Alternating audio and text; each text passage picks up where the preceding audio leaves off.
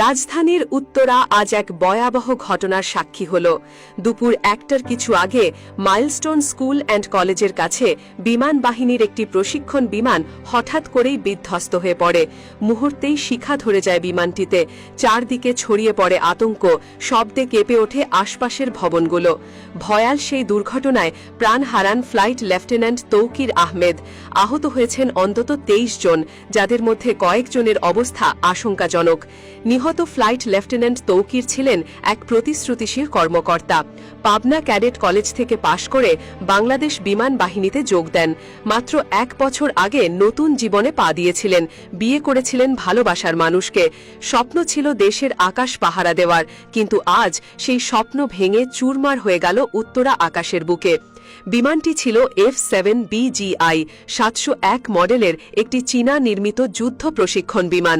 এটি বাংলাদেশ বিমান বাহিনীর অন্যতম স্ট্যান্ডার্ড ট্রেনার ফ্লাইট প্ল্যাটফর্ম। দুর্ঘটনার সময় এটি প্রশিক্ষণ ফ্লাইটে ছিল বলে জানা গেছে। কিভাবে এই বিধ্বস্তের ঘটনা ঘটল তা নিয়ে এখন তদন্ত শুরু হয়েছে। বিমান বিধ্বস্ত হওয়ার পরপরই সেটিতে দগ্ধ ধরে যায়। ধোঁয়ার কুণ্ডলী আর শিখা, লেলিহান শিখা মুহূর্তে ঢেকে দেয় দুর্ঘটনাস্থল। ঘটনাটি ঘটে একটি শিক্ষা প্রতিষ্ঠানের কাছাকাছি হওয়ায় আরও বেশি আতঙ্ক ছড়িয়ে পড়ে। আশপাশের অনেক শিক্ষার্থী, শিক্ষক এবং পথচারীও আহত হন।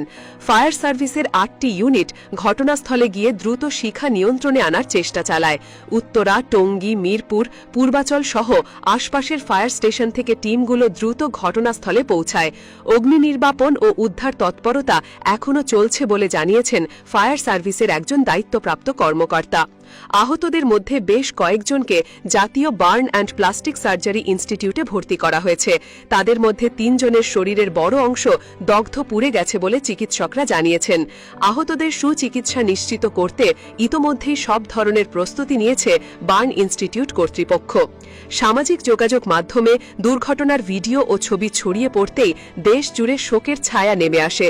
সাধারণ মানুষ থেকে শুরু করে বিশিষ্টজনেরা এই মর্মান্তিক দুর্ঘটনায় গভীর শোক ও সমবেদনা প্রকাশ করছেন।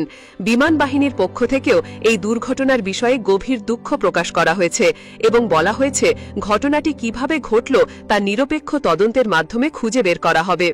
এই দুর্ঘটনা নতুন করে প্রশ্ন তুলেছে প্রশিক্ষণ বিমানগুলোর কারিগরি সক্ষমতা ও নিরাপত্তা নিয়ে। সাম্প্রতিক বছরগুলোতে কয়েকটি দুর্ঘটনা চোখে পড়েছে, যার মধ্যে বেশ কিছু ছিল প্রশিক্ষণ চলাকালীন সময়ে। এমন দুর্ঘটনা যেন আর না ঘটে তার জন্য সর্বোচ্চ সতর্কতা ও আধুনিকায়নের দাবি জানাচ্ছেন বিশেষজ্ঞরা। উত্তরার আকাশে আজ আর কোনো যুদ্ধের মহড়া ছিল না, ছিল না বিজয়ের পতাকা ওড়ানোর দৃশ্য, ছিল শুধু হাহাকার, ছুটে চলা অ্যাম্বুলেন্সের সাইরেন আর নিভে যাওয়া এক সম্ভাবনাময় জীবনের শোকগাথা। ফ্লাইট লেফটেন্যান্ট তৌকিরকে হারিয়ে আমরা হারালাম এক সাহসী সন্তানকে, যিনি হয়তো ভবিষ্যতের আকাশযুদ্ধে হতেন দেশের গর্ব। বিমান বাহিনীর অভ্যন্তরীণ তদন্ত চললেও দেশের মানুষ অপেক্ষা করছে জানার জন্য, বোঝার জন্য এবং প্রতিশ্রুতি চায় যেন এমন দুঃসংবাদ আর না আসে কোনো দুপুরে কোনো শিক্ষা প্রতিষ্ঠানের গা ঘেঁষে।